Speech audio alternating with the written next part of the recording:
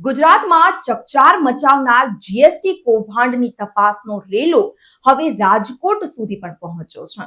Rajkot crime બ્રાન્ચે કરચોરી કરવા માટે બનાવેલી નકલી કંપની પર તવાઈ બોલાવી છે।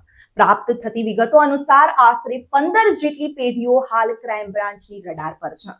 જીએસટી કૌભાંડની તપાસમાં ચોંકાવનારો ખુલાસો થયો છે કે આમાંથી એક પેઢી પત્રકાર મહેશ લાંગા સાથે જોડાયેલી છે। પોલીસે આ કેસમાં 15 પેઢી સામે ગુનો નોંધી 5 શખ્સોની ધરપકડ કરી લીધી છે। હાલ પોલીસ તપાસમાં કરચોરીનો આંકડો વધે તેવી પૂરી શક્યતા રહેલી છે। આ તપાસમાં સૌથી મહત્વનો મુદ્દો એ છે કે અમદાવાદ ક્રાઇમ બ્રાન્ચમાં પોલીસ ચોપડે ચડી ચૂકેલી પત્રકાર મહેશ લાંગા સાથે સંકળાયેલી પેઢી અને અન્ય 2 પેઢીઓના નામ પણ ખુલ્યા છે।